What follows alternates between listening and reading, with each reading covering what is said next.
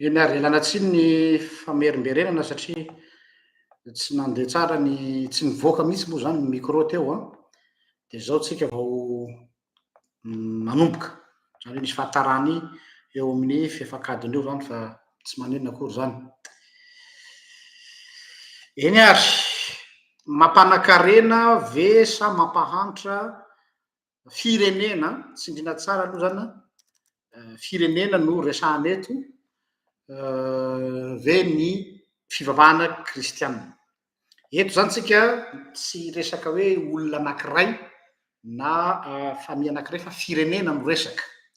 Inona nahatonga anay nandray an'ity lohahevitra ty de satria ho an'izay nanaraka ny teto amin'ny tambazotra an-tserasera nandritra ny tapa-bolana teo eo zay dia nisesisesy ny fanehoan-kevitra izay nilazana fa hoe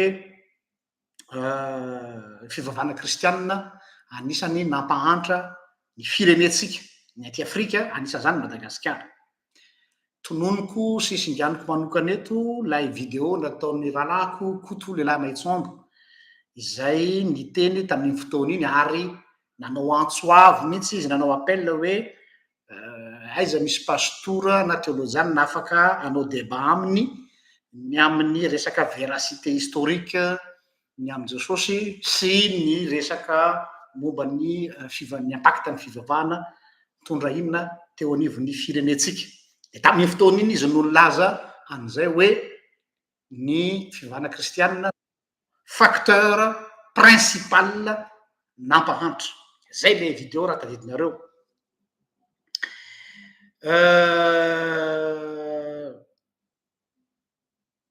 Zaho manokana zany dia tsy hitondra fiarovana ny fivavahana kristianina no ataoko eto. Tsy resaka protection hoe satria za kristianina de hiaro ny fivavahana kristianina, tsia. Fa za kosa dia anisany nivoy voalohan-dohany teto amin'ny Facebook ny resaka déchristianisation. Io déchristianisation io avy eo no raisin'ny sasany ihany koa nampiasainy fa à leur sauce. De aleo hiavaka tsara, samy manana ny notion ny atao hoe déchristianisation tsika. Ny manao déchristianisation na sasany de hoe foanana, fongorina ny fivavahana kristianina eo Madagasikara. Zay ny azy atao hoe déchristianisation.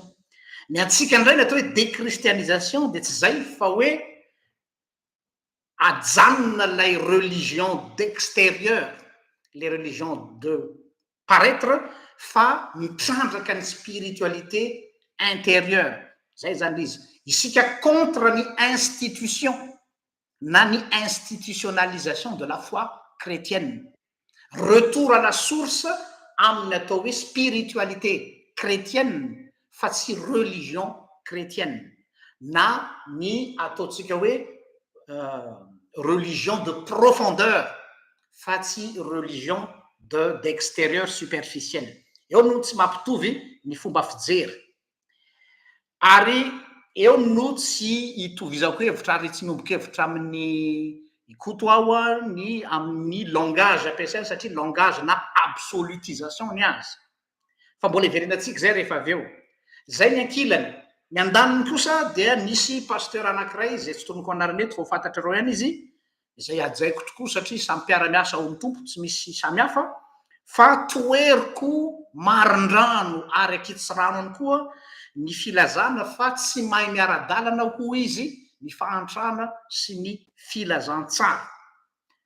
Tsy tena mazava tsara ny filazana fa raha io fomba ilazany azy io dia toeritsika zato isan-jato ihany koa ny filazana an'izany amin'ny filazana hoe tsy possible ny hoe misy kristianina ka hahantra.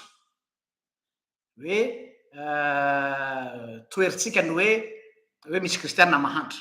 Kanefa amin'ny lafiny anankiray ihany koa de ho jerentsika eto hoe ahoana ny positiontsika manoloana an'izany rehetra.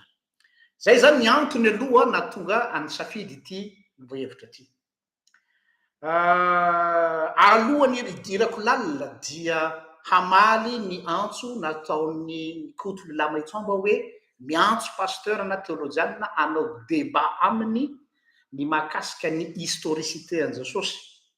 dia mahafaly any milaza aminao koto fa je suis votre homme ary efa nisy fotoana atsika amy rahalahy nanao tsy débat fa nanao dindinika fa ity ndray mitoraka aty mihitsy dia débat ny amin'ny resaka historicité jesosy no nangatahanao dia ampifaliana no amaliko ny antsonao raha toka mbola mipetraka lay invitation amina plateau télévisé satria zay moa nangatahanao dia mazoto de mazoto amin'izay resaka zay mihitsy aho a satria ny tenako dia mivony atao hoe méthodologie historico critique donc mitovy fa tsy sahalatsia critique ianao a fa saingy problema manao raccourci amina zavatra anankiray fa azo atao tsara ny miadevitra ny am'izany ka dia eto a zany a dia mamaly ny antso nataon'ny kotoleramaitso hoe iza ny pastera na théologiana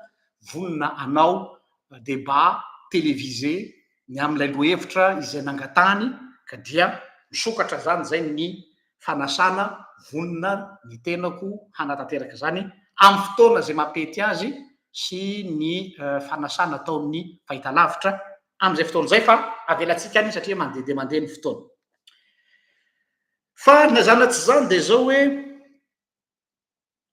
ity lohahevitra zay resatsika androany itya dia be debe ny kristianina no malalaise tsy alaise amin'io satria matrakazo be io teny io hoe jereo fa mahantra ny firenena arakaraky ny sy ny fivana kristianina dia manoloana n'io lohahevitra io a matetika ny mpino kristianina hoe soit izy mianjera foana amina position extrême le position extrême dia ny hoe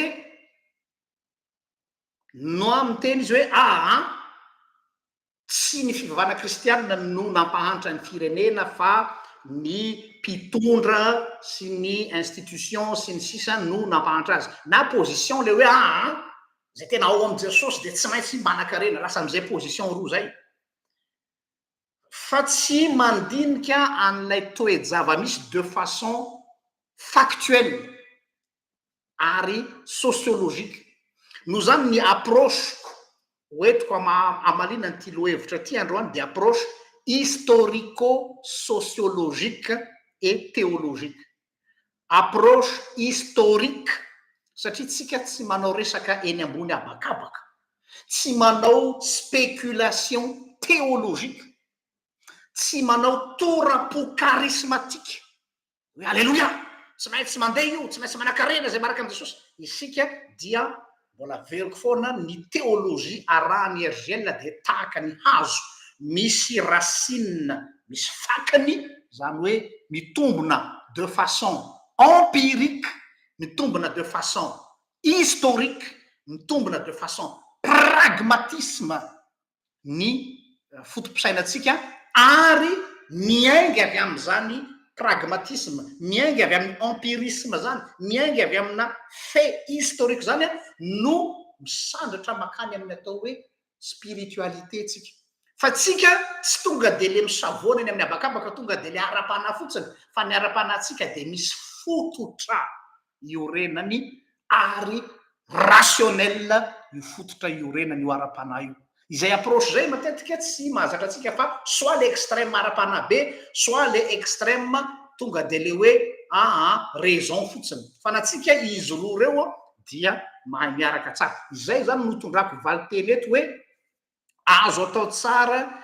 ny mamaly an'ity fanontaniana ty ka tao anatin'ny fanazavana izay efa nataonay tamin'ny fanehonkevitra mialoha ny am'izao lohahevitra atsika androany zao dia ny teny aho hoe manoloana an'ireo fanehonkevitra ireo dia misy ny proposition zay omena anareo eto de façon historique et sociologique ny éthique protestante dia no loharan'ny poiran'ny système patronal ary ny esprit capitalisme nampanakarena ny firenena tandrefana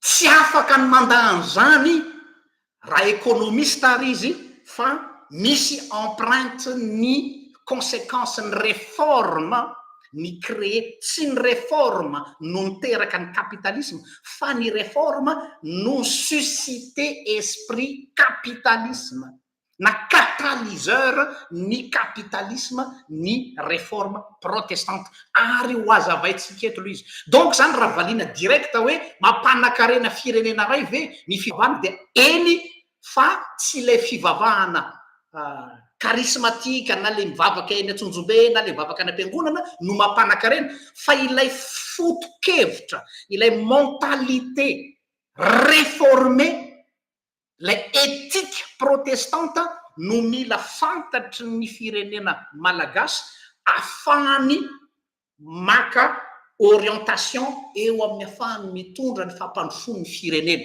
eto zany de milaza mazava tsara satria misy nanao kritika anareo teto hoe fa ngaly RGL manao politika de tena hoe eny manao politika RGL fa tsy politique partisane na hoe team TGV HVM fa influenceur politique dans le bon sens du terme ny hoe azo ny fivavahana atao tsara ny manome intelligence politique firenena anake politique économique resako eto ny problème eto Madagasikara tsy misy olona tena manao politique eto fa ny zavatra atao eto dia mercenariat politique fa za zany dia lutéro-calviniste luthérane sur le plan sotériologique amin'ny lafin'ny fotompinoana ara-pamonjena fa calviniste kosa eo amin'ny lafin'ny resaka implication sociale ny théologie amiko ny théologie tsy mitondra vokatsoa eo amin'ny fiainan'ny fiarahamonina de marina ny teny Kotulala Mitsoambo mila rodana ary mila katona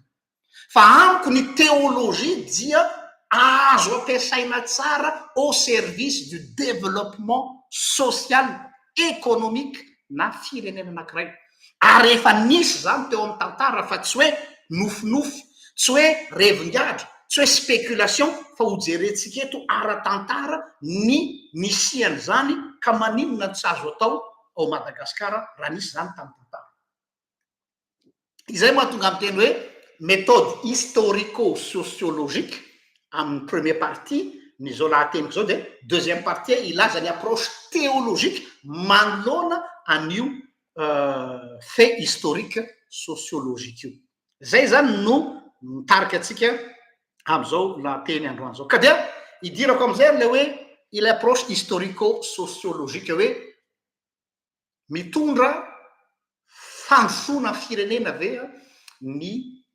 mentalité protestante réformée diko tsara zay zavatra zay misy mantsy milaza azo protestante fa tsy protestante izy fa charismatique de misalotra ny anarany hoe protestant de zay reny le vendeur de rêve mivarotra nofy amitsika de hoe mivavaka amin'ny fadihanina manao mpafolo-karena manao antiretreretry dia mirotsaka fitahina ny antsika tsy zay fa ny antsika éthique mentalité no miorienté ny fiainan'le olona ray manontolo rehefa avy eo izay mahatonga atsika mivoy foana hoe isika tsy miandro bénédiction fa isika mihitsy no lasa bénédiction isika tsy miandro bénédiction fa isika mihitsy no instrument de bénédiction satria manana an'le atao hoe esprit protestant amin'ny approche capitalisme capitalisme dans le bon sens du terme misy koa matsy ny capitaliste de misy diso fandraibe hoe capitaliste égal matérialiste zany a définition diso fa aloha averina amin'ny toeran'le izy ka eto zany dia tiako ny anomboka izao fanazavako zao a miainga avy amina citation na économiste britannique anankiray zay taorinan'ny crise ny 2008 dia zao ny tenin'ity économiste britannique aty suite ny crise économique tamin'ny 2008 il nous faut déboulonner le dieu argent il nous faut déboulonner le dieu argent zany hoe tsy maintsy ravana ilay Andriamanitra vola. Izy tsy miteny hoe il nous faut déboulonner l'argent, mais il nous faut déboulonner le Dieu argent. Zany hoe izy tsy milaza hoe mila ravana ny Andriamanitra vola, mila ravana ny vola fa le Andriamanitra vola no ravana. Dia toy n'izay citation an'io économiste britannique io zay a, dia raisiko ampifandraisiko am'izay citation na historien sady théologien malaza atao hoe Daniel Marguerat avy any Lausanne, ny teny hoe ino tsara ny teny Daniel Marguerat adikako aminareo eto, dia misy eritreretantsika tsara satria tsika mandeha mivantana dia miala tsiny raha ohatra ka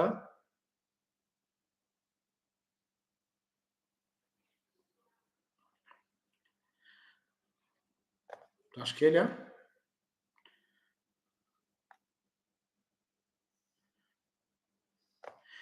Ahoana izy Daniel Marguerat? Oui, Daniel Marguerat, oui. Que fais-tu de l'argent et qu'est-ce que l'argent fait de toi? Une base égale. Que fais-tu de l'argent? Ahoana ny fampiasanao ny vola? Ary fanontaniana faharoa, qu'est-ce que l'argent fait de toi? Ary nataony vola ho lasa inona ianao? Lasa nivadika inona ianao noho ny vola? Tsara be io citation. Donc ça raisiko lay tenin'ny lay économiste lay miteny teo hoe il faut déboulonner l'argent, le Dieu argent, sy ny teny Daniel Marguerat hoe que fais-tu de l'argent et qu'est-ce que l'argent fait de toi? De everiko fa ny fanazavana rehetrarehetra zay hoentiny eto dia voafehy sy voafitana ao anatin'ireo citation anankiroa reo. Tsara marihana fa ireo olona anankiroa zay tany saiko aminareo reo dia olona avy amin'ny tontolo anankiroa samihafa, ny ray économiste tsy théologienne le miteny hoe il faut déboulonner le Dieu argent, ary le anankiray théologienne sady historien no milaza an'io, kanefa de milaza zavatra anankiray mitovy izy ireo ao anatin'izany. Ny fanakianana zay mahazo atsika kristianina de ity hoe ny religion na ny institution avao tsara ny institution chrétienne sy ny foi chrétienne.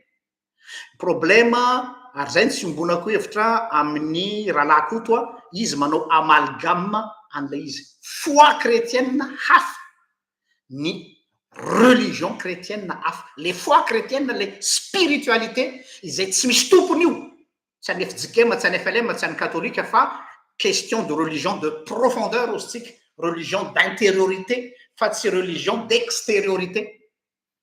Fa ny problème le institution religieuse no, oui, tsy mamenatra ny lazan'izany, manana part de responsabilité tamin'ny fampahantrana ara-tsaina sy ara-panahy ary ara-nofo ny firenena misy atsika ihany koa. Mialatsiny fa raccourci maika loatra lay conclusion zay lazaina hoe ny fivavahana no nampahantra.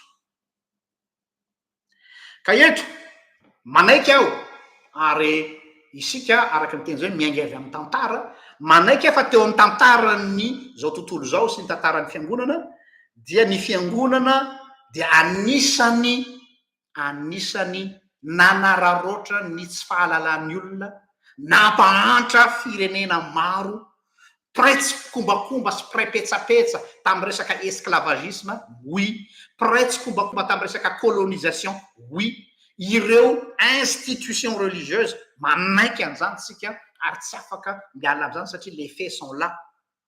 Misy ny atao hoe dérive, misy ny pratika malsaine zay noctemperen'ny institution fa tsy ny foi chrétienne.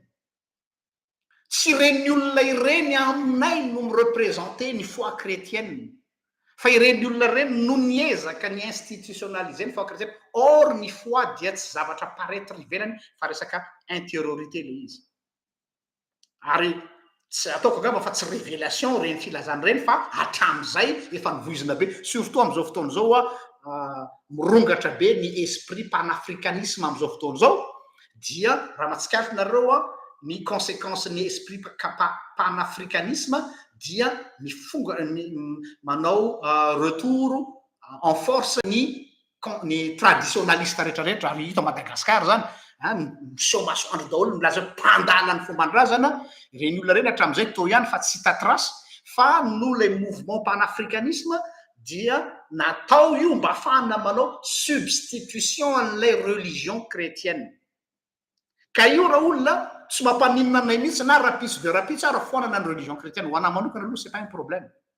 Fa izao mianakatso nareo de hitram-bodepana satria croyance ve no asolonareo croyance. Ohatra ny olona anankiray hoe za te hiala sigara de hoe rehefa mba te hiala sigara ianao de soloa silgôme de milaza ianao afaka sigara fa ny tena marina tsy afaka izy fa nanao substitution na silgôme fotsiny de le jour izy tsy mihinana ny silgôme io de verina indray ambava le tsirona nicotine de tsy maintsy mifokatra izy fa mety amin'ny voalohany izy verina sigara électronique de aveo izy basculer makany amin'izy. Donc zany amiko solution sy efficace ny hoe mba ahafahana mandrodana le vavana kristiana de averina ny croyance ancestrale. Problème ane les croyances zay mieritreretsika hoe facteur de développement, problème ho hitatsika eto rehefa aveo hoe croyance chrétienne ane no misy fa tsy foi chrétienne. Donc zany ça revient au même foana. No zany dia manaikitsika ary miombokevitra amin'izareo mihitsy ny hoe ny religion en tant qu'institution dia oui complice tamin'ny fampahatrana ny olona ary zany nahatonga Andry Martin Luther nitsangana tamin'ny 16e siècle satria on a volé les gens hoe amidy ny famelan-keloka tamin'ny alalan'ny vente d'indulgence sy ny sisa tsy idiratsika lalany amin'iny. Kanefa eto amin'izay un grand mais manaiky an'izay teny zay tsika kanefa eto no mahadiso hevitra anareo satria ny argumentation nareo miainga avy amina resaka histoire sy fait de andeha atsika ary hoany am'izay fait historique zay. Historiquement parlant ara-tantara ao anatin'ny tantarany économie mondiale ny spécialiste en économie rehetrarehetra en milieu universitaire dia majoritaire à l'unanimité, misy ny tsy d'accord fa à l'unanimité ny majorité de samy miaiky ary samy manambara daholo fa ny système capitalisme dia d'origine protestante.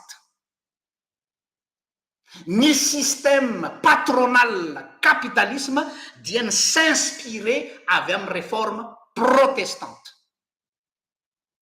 Tsy toroteny io fa fanambarana ataon'ny spécialiste en économie en milieu universitaire. Du moins, vaako tsara tsy avy amin'ny protestant ny capitalisme fa ny favoriser na ny catalyseur ny capitalisme ny protestantisme. Zany hoe conséquence les mentalités vokatry ny réforme. Io no lazaina hoe éthique protestante manoloana ny harena sy ny tombotsoa. Éthique protestante sur la richesse et le profit. Ny spécialiste en économie rehetrarehetra dia un peu partagé izy ireo. Misy ny milaza hoe ny capitalisme dia tsy tena avy tanteraka avy amin'ny protestantisme. Oui, débat misokatra izy io kanefa izy rehetra dia samy manaiky fa ny protestantisme na ny réforme no solliciter na ny favoriser ny mentalité capitalisme tatia Europe. Non, dans le monde occidental, même ça c'est Europe arrière. no zany ny protestantisme tompoko lahy sy tompoko vavy dia catalyseur facteur de développement azo otrandrana tsara mihitsy teo amin'ny tantara.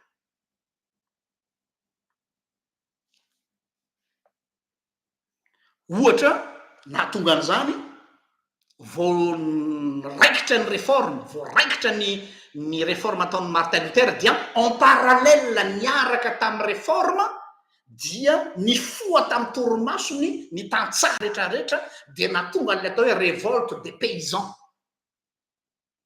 jereo tsara nanao effet domino na nanao effet boomerang, zany hoe noho ny réforme ary ny réforme zany dia nampiseho hoe azo atao tsara mihitsy ny manohitra ny établissement efa mipetraka dia sahy miaka-peo koa ny tantsaha ary nandray an'ilay fisainana réforme fa naappliqué ny tany amin'ny resaka fambolena. Zareo tsara izy zany hoe aveza zany ny inspiration avy aty amin'ny fivavahana no ny suscité mentalité de rébellion miainga na tonga ny atao hoe révolte des paysans. Ny créé problème tamin'ny Lutero satria tsy ny se positionner mazava ny Lutero tamin'ny fotoana satria lasa nanohitra noble ny paysan.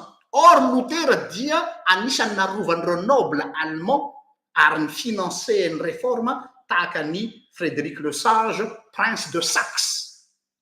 Dia somary sahirana angaraina hoe aka position tsy aka position fa ny tsara ho fantatra fotsiny dia tiany hoe mifandrindra andalana tamin'ny réforme ny révolte des paysans. Donc eo zany dia efa tangible ara-tantara rahalahako malalako fa ny fivavahana kristianina made in réforme protestant mialatsiny raha manindry manokana an'izay zavatra zay dia ny suscité ny esprit syndicalisme, ny esprit de syndicalisme, ny esprit mitaky ny zoany fa tsy le olona miay mangina fotsiny dia zao. Un vrai protestant c'est quelqu'un qui ne se tait pas devant le droit qui est bafoué. Un vrai protestant tsy manao an'le hoe dia manaiky zay fitondran'Andriamanitra eto tsika fa dia zay ataon'ny mpitondra eo zay ataon'ny zalahy eo. Non, le protestant est celui qui a été éduqué pour défendre ses droits. Héritage protestante zany. Donc zany mahatonga réflexion any amin'ny vahoaka ary zay no tanjontsika eto isika zany dia ity soratra masina zay torinay aminareo isaky ny maraina sahazan'io hoe voafafy catéchisme d'adulte ono apastor inona ny tanjony ahatonga ny famohazana ny sainy malagasy mba hahatonga azy andray an-tanana ny destinény ka tsy manaiky hososena sy atao ampihimamba am'izay anaovana na ara-politika na ara-pirenena na ara-pivavahana ka ataon'olona taingombozona. Donc ny fivavahana tena ny créer valeur ajoutée, ny créer richesse intellectuelle, ny créer richesse spirituelle izay manala azy avy eo amin'ny vovoky ny fahantrany ka hahatonga azy miteny hoe hitsanganao ka hiasa. Zay le izy. Ka raha toisantsika ny raisonnement dia zao hoe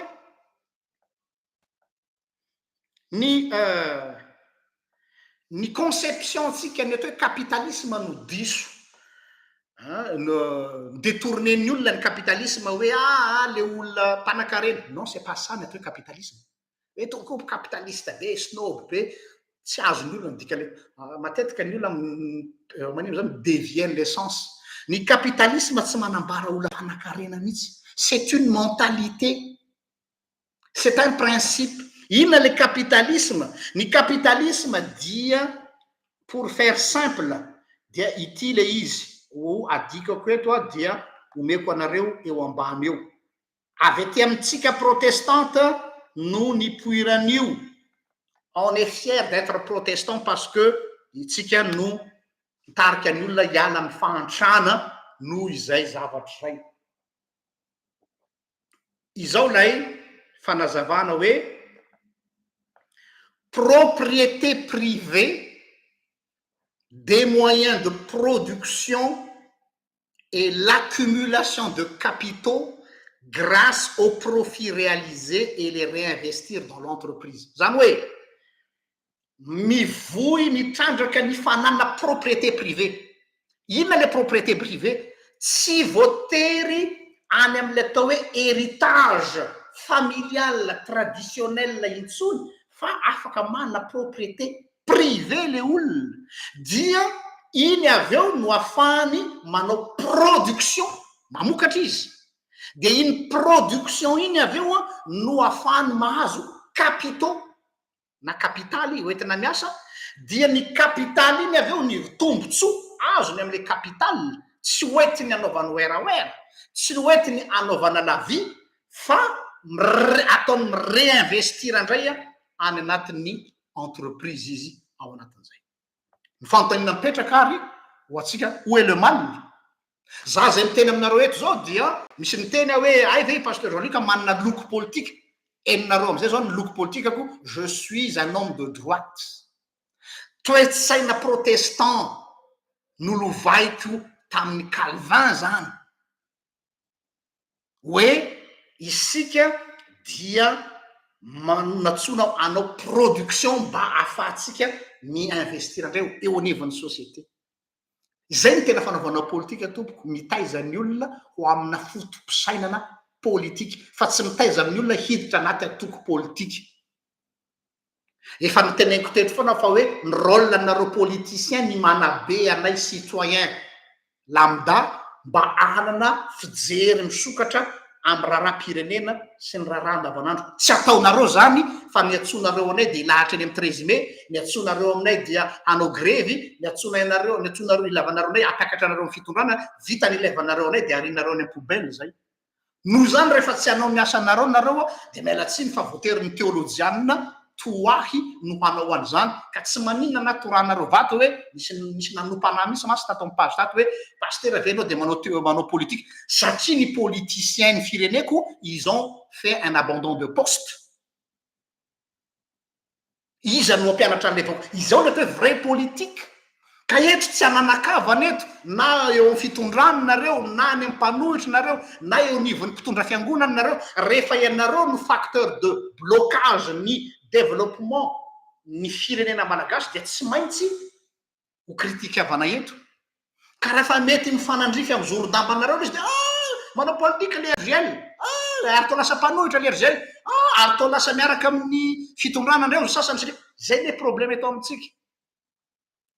Noho zany dia tsindriko tsara zany hoe oui, je suis un influenceur politique amin'ny lafiny mentalité, fa tsy hoe influenceur politique ho any hoe izy mitondra sy ny sisa, tsy any resaka.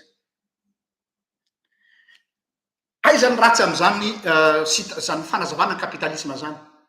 Ny vrai problème, ny tena problème dia ty ahoana ny les transformations an'le richesse, ny famadiana an'le richesse ho lasa mamona. Io no problème. Raha vao io le capitalisme sauvage izay edivatsika protestante. Isika mivoy ny capitalisme raha vrai protestant izy, satria iny capitalisme le définition lazaiko teo, fa ny capitalisme sauvage dia ilay richesse lasa mivadika mamona. Itenen'i Jesosy le mamona io le dieu argent. Zany hoe lasa sacraliser le vola, satria nahoana lasa tonga am'le terme hoe lasa misosifier le olona, zany hoe lasa mivadika zavatra le olombelona fa tsy olona intsony. Rehefa ny vola no lasa mamona dia lasa manao chosification de l'homme na lasa manao marchandisation de l'homme. Io la ilana ny atao hoe éthique en économie. Raha vao tsy asiana éthique io dia mivaona any amin'ny tsy alehany, dia io ataony zalahy mpanao business. Ny capitaliste tsy mpanao business, azafady. Mety isy andray vilana mantsy ianao zany mpanao business. Ny capitaliste tsy mpanao business, ny mpanobizina dia le capitaliste sauvage mamadika ny richesse ho lasa mamon ary ny mamon dia manao chosification de l'homme fa tsy mametraka amin'ny économie capitaliste protestante dia mametraka ny olombelona ho eo ivon'ny économie. L'homme est le centre d'intérêt de l'économie. L'homme est le centre d'intérêt de la politique. Fa si l'homme no lasa fitaovana eo ampelantanan'ilay ny zavatra izay misy azy amin'izay fotoana izay. Que tsara marina zay zavatra izy. Misy figure protestante anankiray malaza izay azo lazaina hoe izy no rain'ny kapitalisme dia Max Weber. Meko anareo eto ny anarany. Io no nivohy an'io esprit éthique protestante ny amin'ny resaka kapitalisme io. I Max Weber no tompo-kevitra amin'izany. Iza Max Weber? Max Weber teraka tamin'ny 1864 tany Allemagne. Izy io dia nianatra théologie, nianatra droit, nianatra économie politique. Zero tsara ny parcours zany théologianina izany. Zay izy vao lasa sociologue. Eto zany dia mivoaka kely ao anatin'ny lohahevitra mitodika amin'ireto théologianina pasteur namako rehetrarehetra. Orana bavisany aza mameno ny tranony fiangonana fotsiny nareo fa zarazarao ny andraikitra. Misy natao hitandrina ny latabatra. Oui, manaiky an'izany a. Fa ilaina ny isian'ny théologianina mirotsaka amin'ny resaka droit, amin'ny resaka économie, amin'ny resaka économie politique, amin'ny resaka sociologie. Mitondra impact anisan'izany ty Max Weber ty. Je ferme la parenthèse. Io lehilahy io dia ao anatin'ny théologie réformée protestante nitondra ny tena atao hoe vraie valeur ajoutée ny théologie eo anivon'ny économie zany. Ary mitondra ny anjara brikiny mihitsy eo amin'ny atao hoe enrichissement de la société. Le enrichissement tsy voatery vola ihany. Oui, anatin'ny vola. Fa enrichissement intellectuel, enrichissement de personnalité ary bien sûr ao koa lafin'ny finance. Io sociologue io dia nanohitra ny fotom-pisainana marxiste. Satria ny fotom-pisainana marxiste dia nilaza ary nivoiny hoe ny fotom-pisainana religieuse na ny idée religieuse izy dia conditionner ny économie. Zay na ny Marx. Ny idée religieuse na ny fotom-pisainana ara-pivano dia conditionner ny économie.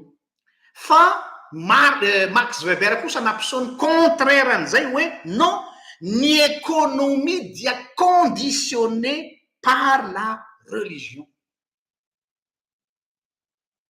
Eto zany no tena filaza zany révolutionnaire ny fijerin'ny Max Weber.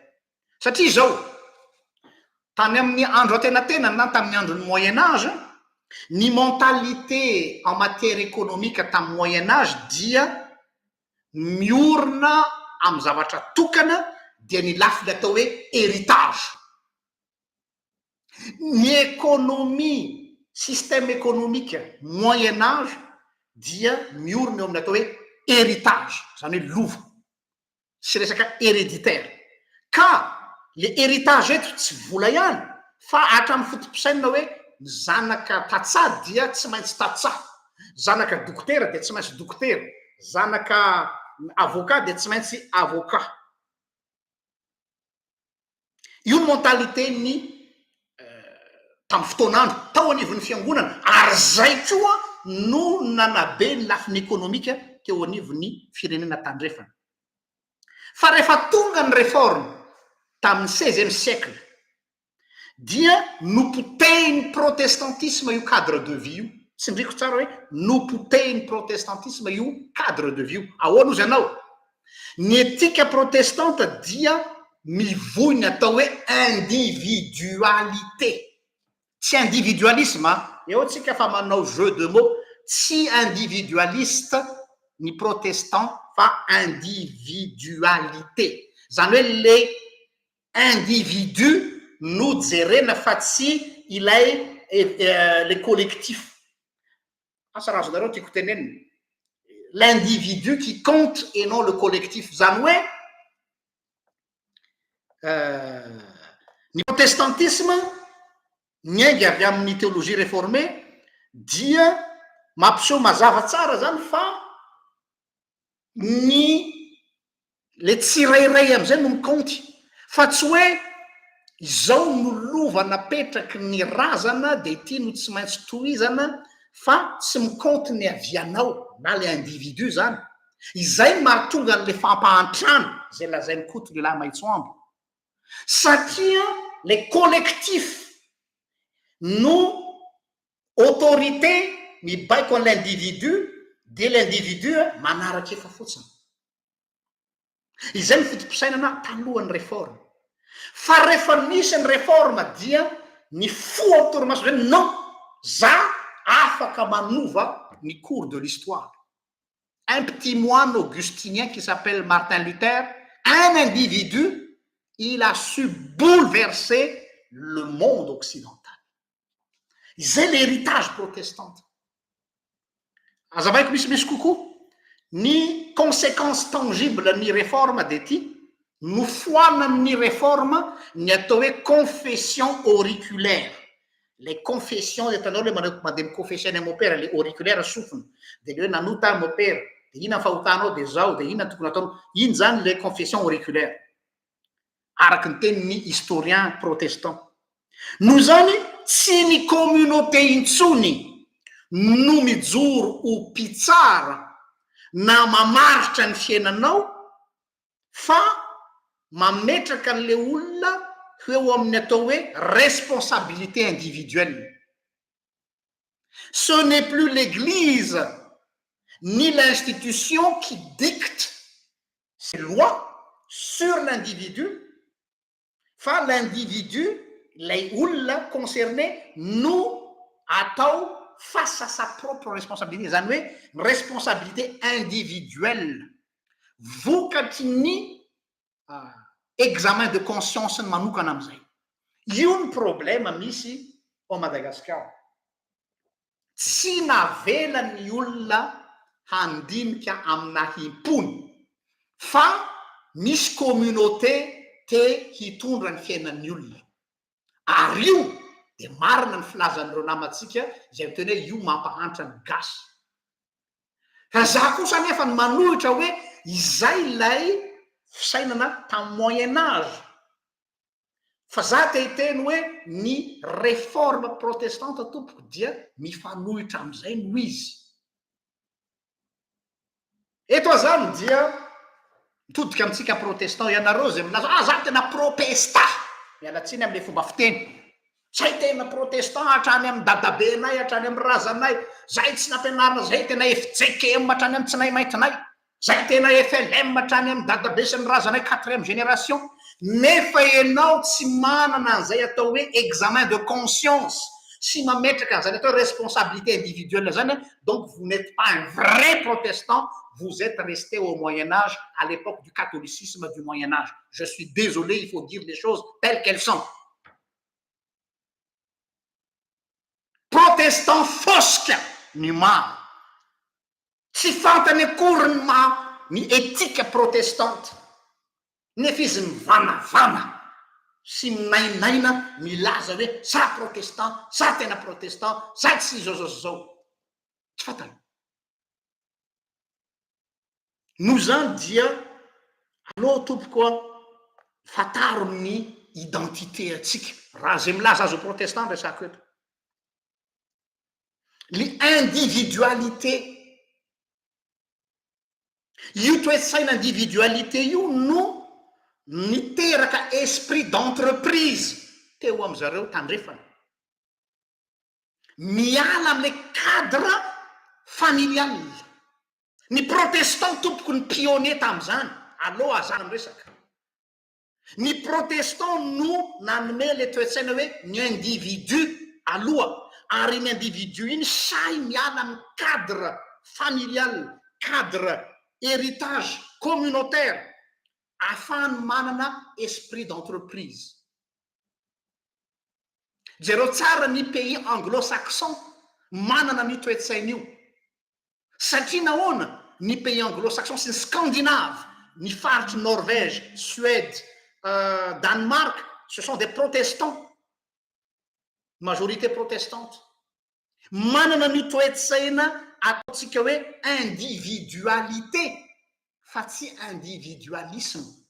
Le individualisme c'est égoïsme, fa l'individualité de hoe fahasahinao miala amile cadre communautaire na le cadre familial fa mametraka ny atao propriété privée mba ahatonga anao anana esprit d'entreprise. Entreprendre. Quelqu'un qui va entreprendre, c'est quelqu'un qui est prêt à prendre en main sa vie. Et ça, miala tsiny aho tsy hoe mirearea fa ireareako maha-protestanta zany no lova protestanta raha tena protestanta marina isika. Max Weber dia natsikaritra nanao constat tamin'ny vanim-potoana ny aina tamin'ny 1864 fa ny protestant no maro anisa tamin'ireo chef d'entreprise ary détenteur de capitaux.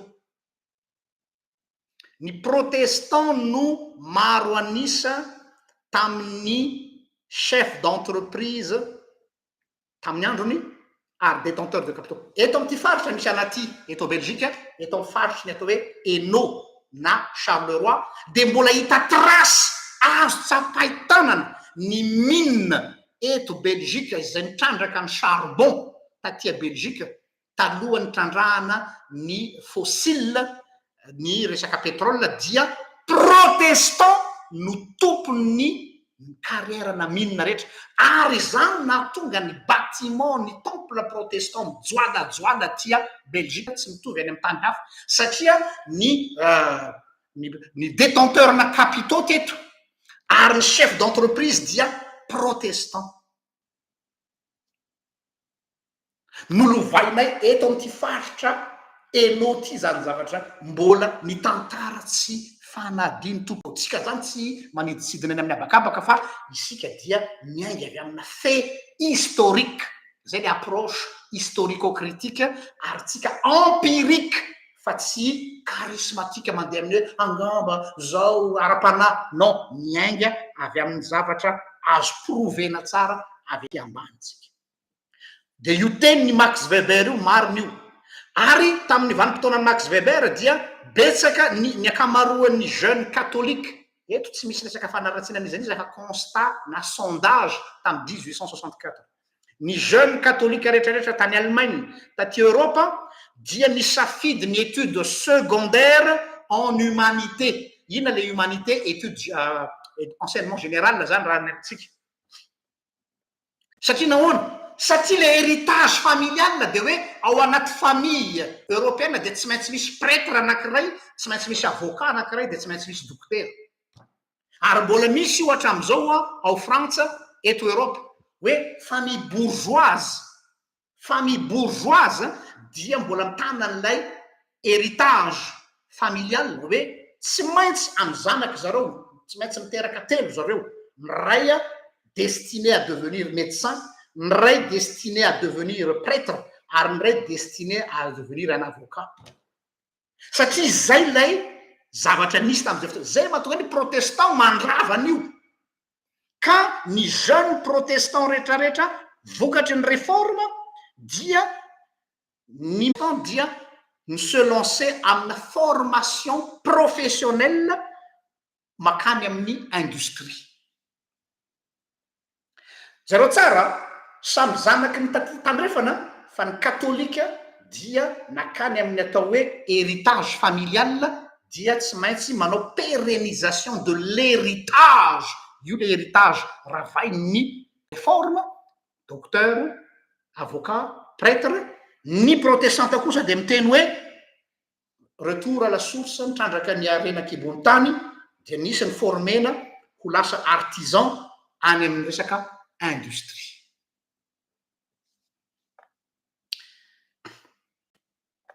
Autre point fort anankiray ihany koa, misy lien anankiray matanjaka be entre ny monde de la finance sy ny monde religieux. Tsika eto tsy manao resaka ny ambony abakabaka, tsika ety ambony tany no miresaka. Misy lien matanjaka entre ny monde de la finance et monde religieux. Asa raha fantatsika fa ny pièce monnaie voalohany, zany hoe lay vola pièce vy zany, ilay pièce d'argent voalohany, lay monnaie voalohany izay frappena, zany hoe izay namboarina zany, dia taiza no namboarina? Tao anatina temple. La première pièce a été frappée dans un temple par le pouvoir en place. Une première monnaie, vola, vie, dans le 6e siècle before Christ, avant Jésus-Christ, dans l'Asie mineure, dia tao amina temple, tsy temple chrétien, fa resaka fivavahana ny resantsika eto. Dia hitantsika amizay fa misy lien foana ny temple sy ny mpanjaka. Misy lien ny temple sy ny mpanjaka, ary tsy parazary tompoko lahy sy tompoko vavy raha nanorina ny fiangonana, ny rova, ny mpanjaka teo Madagasikara, hoe ny rova eto dia ny fiangonana natao teo akaiky. Misy dikany io. Izay ny kopiena tany amin'ny système tany Israël, le temple, et à côté ino filaza zany? Ny lapa-panjakana. Satria 6e siècle avant Jésus-Christ, ny monnaie dia ny frappena tao amina temple tao Asie mineure. Anisan'izany Crésus, nalaza be zay le fomba fiteny hoe riche comme Crésus, i Électropian. Ireny dia natao handoavana ny kraman'ny miaramila anadina ny mercenaire. Fa taty aoriana le izy dia natao ho substitution, ho fanolona ny resaka sacrificiel natao amin'ny temple. Satria taloha rehefa manao fanatitra dia mitondra biby na manao fanatitra olona aza, malheureusement nisy ny sacrifice humain tamin'ny fotoana taloha, dia nasolo ny monnaie l'izy, lasa substitution sacrificielle ny monnaie. Eo zany hoe tsy azotsika sarana mihitsy zany ny resaka finance sy ny resaka croyance. Tsy azo sarana. Ara-tantara dia mipoitra avy ao amin'ny resaka croyance ny finance. Ary ara-tantara dia mbola ny réforme protestante koa no miteraka ny capitalisme. Donc, raha vao miresaka économie ianao, raha vao miresaka monde de la finance ianao, dia tsy misaraka amin'ny resaka, tsy tena religion, fa amin'ny resaka principe religieux. Principe ao ia. Izay ny resaka approche historico-sociologique. Hiditra amizay tsika amin'ny approche théologique. Manona an'izany rehetrarehetra zany. Mialatsiny fa somary teknika kely le izy, fa tsy maintsy miditra amizay tsika.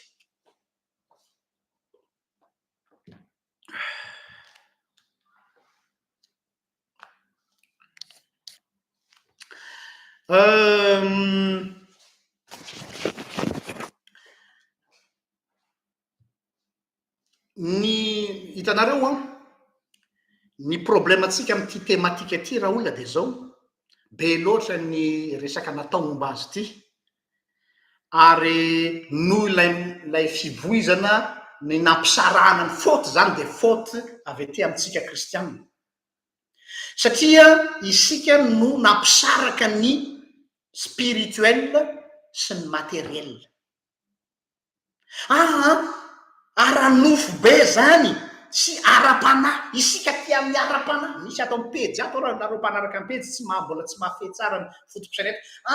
Ianao ne pasteur tokony lafiny baiboly any torinao fa tsy miresaka an'izany ianao, fa avy anao zany mampanao politique, avy anao zany ho an économiste. Mais vous ne comprenez rien. Le monde spirituel ne se sépare pas du monde matériel.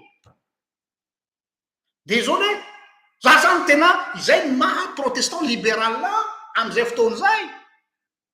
Je suis pas du parti mireo pasteur sy théologien zay miteny hoe ara-panahy ambony faniara-nofo ambany, tsy azo asiana hiérarchie ny spirituel sy ny matériel, fa ny fampiasanao azy no diso toerana.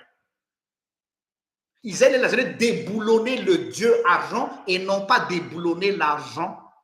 Ny namadiana le richesse ho lasa mamon no ratsy, fa tsy ny richesse mihitsy no ratsy. Ny marchandisation de l'homme no ratsy, fa tsy ny richesse. Ny chosification de l'homme no ratsy, fa tsy ny richesse. Izay no ilana ny atao hoe éthique chrétienne ao anatin'ny monde des affaires. Donc manana ny plasiny tsara mihitsy ny fivavahana ao amin'ny monde du business, ao amin'ny monde des affaires. Fa maninona no opposena foana io zavatra io, satria miarranger ny sasany zay, nampedina zany ny monde ny économie sy ny monde spirituel, satria samy te hanao piment mba miandany sy ny akilany. Fa amiko azo tsy azo atao fa nataon'ireo ray aman-drenitsika tany aloha tahaka ny Max Weber zay ny réconcilier an'io tontolo anankiroa io ka tsy mifanipaka mihitsy ireo na kely akory azy. Satria lasa miteraka dysfonctionnement le izy, dia mandeha ny olona amin'ny atao hoe conviction religieuse diso lalana, izay mieritreritra fa ny faharatsiana hono dia avy amin'ny fananana vola be dia be, tsy ny fananam-bola no problème antsika protestante aloha issu de la réforme aloha, satria fa misy protestante hafa masy tsy avy amin'ny réforme, mitombo tena protestante izy fa izy tsy manana fotopisaina protestante mihitsy, fa tsy fantatro fa eny amin'ny abakabaka izy no mipetraka. Ary vice versa koa ny hoe io convictionnao io dia tokony tsy azonao sarahana amin'ny atao ny éthique de conviction, zany hoe manana conviction azy zany tsy misaraka amin'ny éthique de responsabilité. Raha éthique de conviction fotsiny dia idéaliste be ianao, manana revin-gadra nofinofo, ary zay ny problème comme zalahy de gauche mialatsiny amin'ny teny politique. Ny gauche dia matetika idéaliste be, tsy pragmatique fa idéal mihitsy ao un monde égal zao mitovy zony, revin-gadra. Fa ny convictionnao tsy maintsy sedraina amin'ny monde réel, amin'ny responsabilité. Ahoana ny afahanao mampiditra an'ity convictionnao ty ao amin'ny responsabiliténao, et vice versa ny responsabiliténao koa raha tsy misy conviction ianao manao an'le izy dia lasa mivadika ho exploitation de l'homme par l'homme. Noho zany dia ny filamatra zany ho atsika atao amin'ny atao hoe réforme protestante dia ny hoe ny propriété privée dia mila aprisihina ny zanak'Andriamanitra hiroso amin'ny monde des affaires. Amin'ny atao hoe propriété privée mba tsy hoe ahatonga azo mpanefoefo be, fa ho amin'ny atao hoe destination universelle. Inona le destination universelle amin'ilay harena? Les gestions de la richesse. Inona no destination universelle? Zany hoe ny propriété privée zany dia manana destiné, manana tanjona universelle, fa tsy hoe manana tanjona individuelle. Fa miainga avy amin'ilay individu, miainga avy amin'ilay individualité, makany amin'ny atao hoe universalité. Ery izy. Azavaiko? Efa nisy fotoana tsika nanao vidéo teto hoe inona ny rafitra. Za zany zao dia milaza ny aviako sur le plan politique et économique ho an'i Madagasikara, dia mba sopape atsipiko aminareo mpanao politika zay variana any amin'ny atao hoe ahoana ny azahoana seza fa tsy manana stratégie économique, politique économique mazava, dia izao zany s'inspiré miainga avy amin'ny fotopisainan'i Max Weber,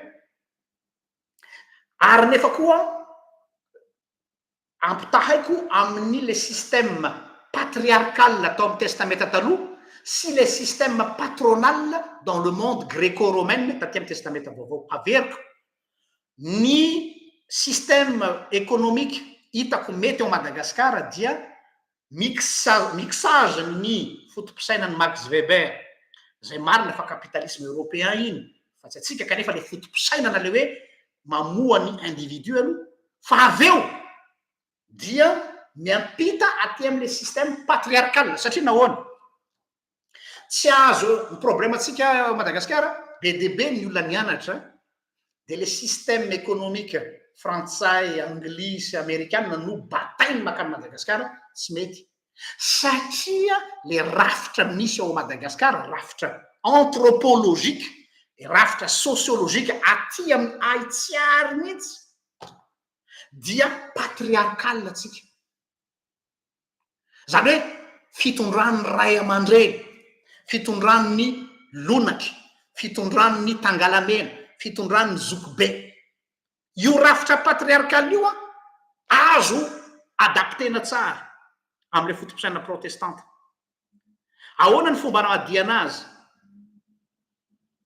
na le système patronal taty amin'ny monde gréco-romaine taty amin'ny testamenta vaovao zao le izy ny patriarche zero tsara i Abraham ny patriarche dia manana olona be de be zay velominy eo ambany fiahiany zao i Abraham tsy mbola nananjanaka fa no velominy teo ambany fiahiany lota sy ireo mpiasany lota de zero tsara fa lota il était un simple citoyen lambda lasa nanan-karena i lota rehefa saraka izy roa à un moment donné tafakatra lavitra mihitsy lota satria lasa mitovitovy ny fananany lota sy Abrahama amin'ny ondry de miady ny mpiandrondrony Abrahama sy ny mpiandrondrony lota tamin'ny resaka fatsakana satria samy miady hoe iza ny mandeha mialoha amin'ny omena rano ny ondrony Abrahama sa ny ondrony lota de tellement prospère mandeha tsara ny fiainany de ozy izy Abrahama hoe non tonga ny fotoana tsy maintsy misaradalana tsika tsy ady raha teo eny atsimy ianao za menavaratra raha teo navaratra satria zay le patriarcal teo ambanin'ny fiahiany Abrahama zay le patriarche izay mandray ny olona ho velominy eo ambanin'ny fiahiny ka nanompo an'io patriarche io izy tsy hoe dans le but hoe andevo tsy andevo ary io na diso hevitra ny tandrefana ny tandrefana zany ny interprété ny baiboly hoe ka ao baiboly misy hoe misy andevo nanompo ny patriarche dia diso zay tsy hoe esclavagisme pour enrichir le riche propriétaire fa ny atao hoe serviteur na servante teo ambanin'ny fiahian'ny patriarche dia zao miasa ho an'lay patriarche père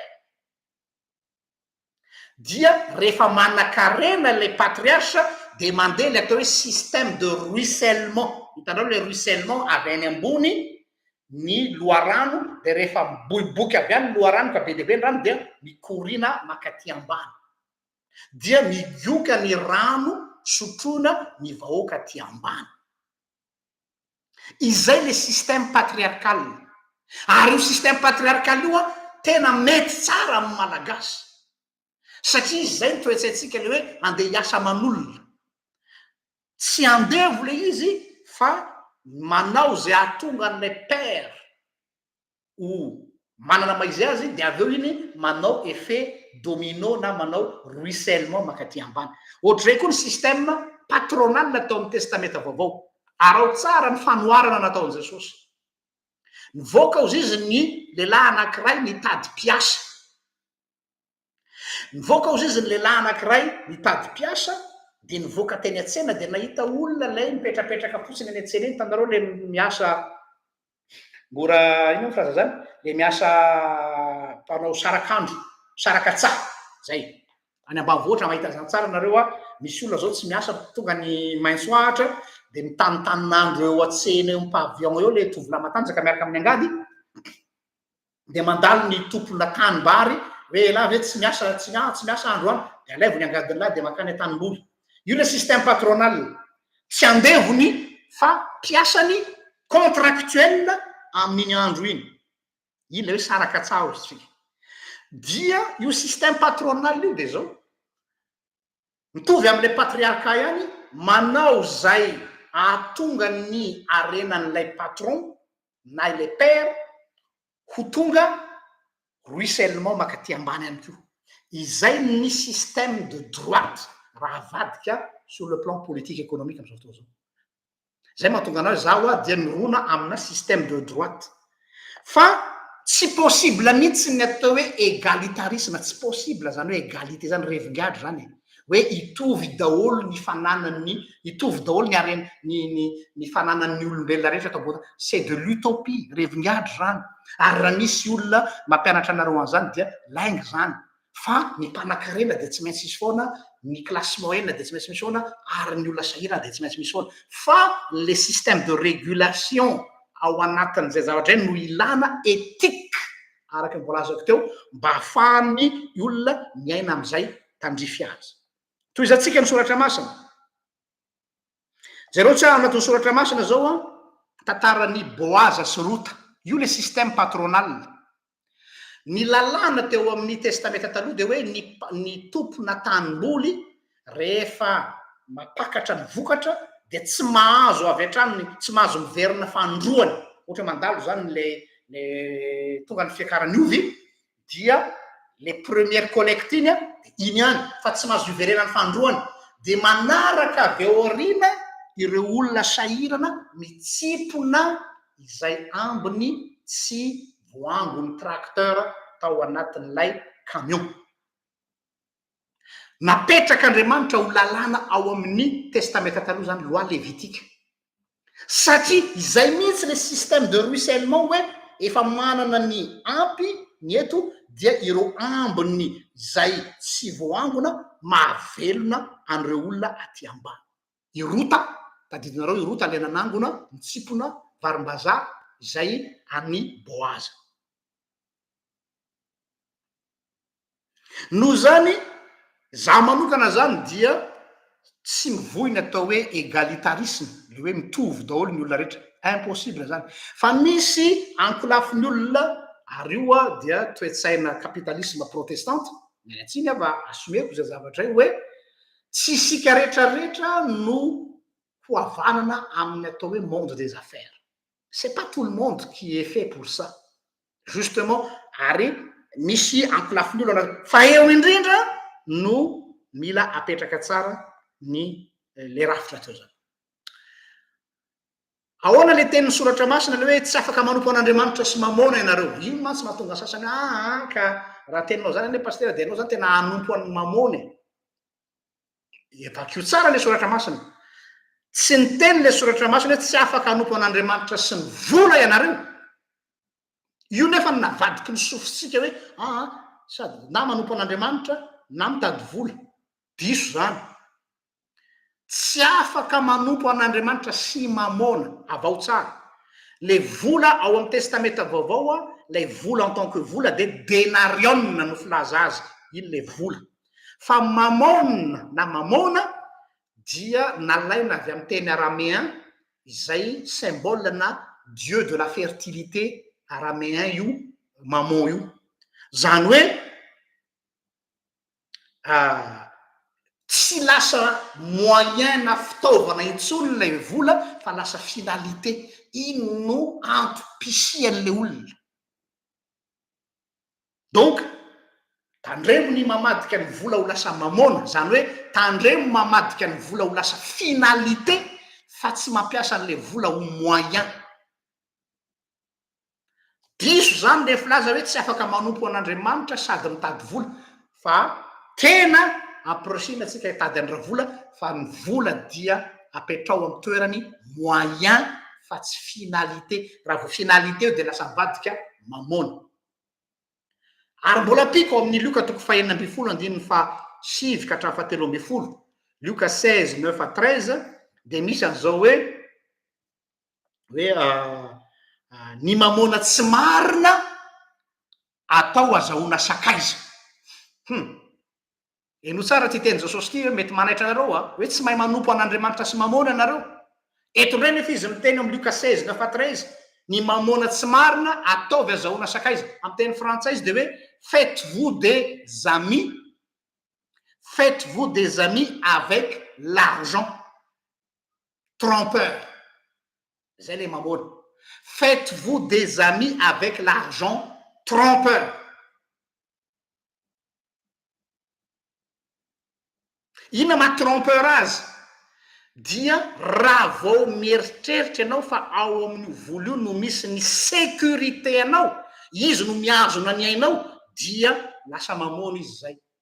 Satria Jesosy ny ain'ny olona tsy miankina amin'izay ananana.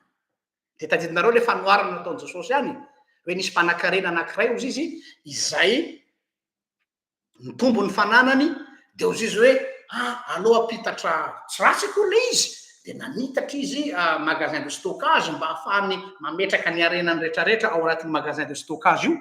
De namoaka vavy izy hoe nihinana sy mivokiso, atreo tsisy problème fa assuré ny sécurité anao.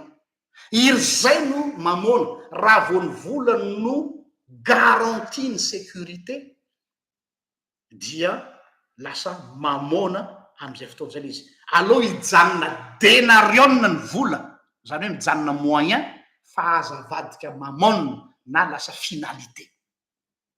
Satria rehefa finalité io de tonga am'le teny hoe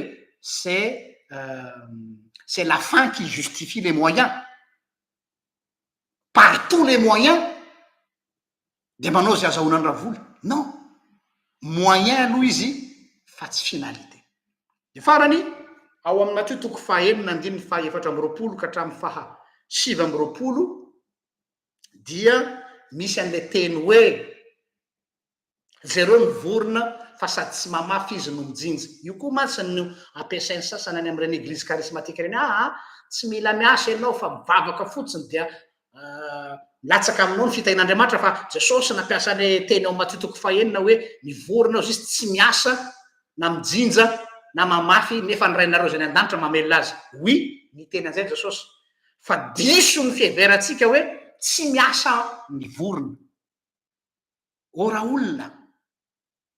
Au contraire, raha misy olona hyperactif, tsy misy mihoatra noho ny vorona.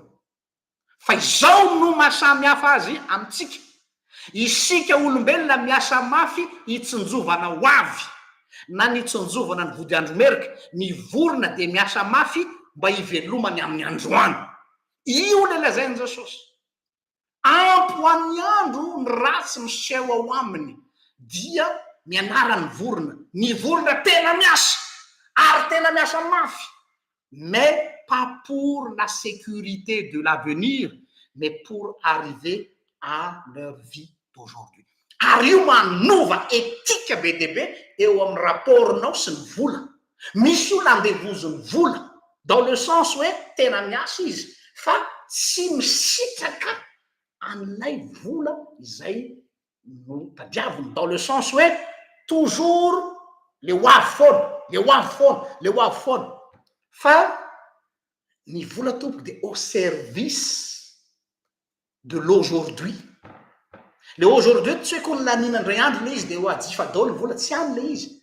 Hoe tsy migarantira ny avenir anao mihitsy ny fanananao vola be dia be ny afaka mijoro vavolombelona an'izany.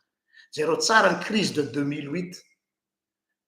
Du jour au lendemain, les banques matanjaka indrindra tany Amerika atao Lehman Brothers faillite. Du jour au lendemain. Du jour au lendemain ny tany Grèce, ny volan'ny fonctionnaire rehetrarehetra sy ny sisa tany amin'ny banky tonga dia tsy nisy vidiny ilana azy tsony.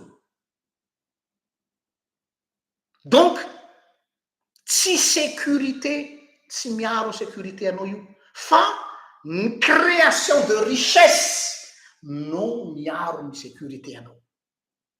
Izay zany le mentalité capitalisme protestante afaka manome zay mampanakarena ny fiarahamonina ao anatin'izany koa isika.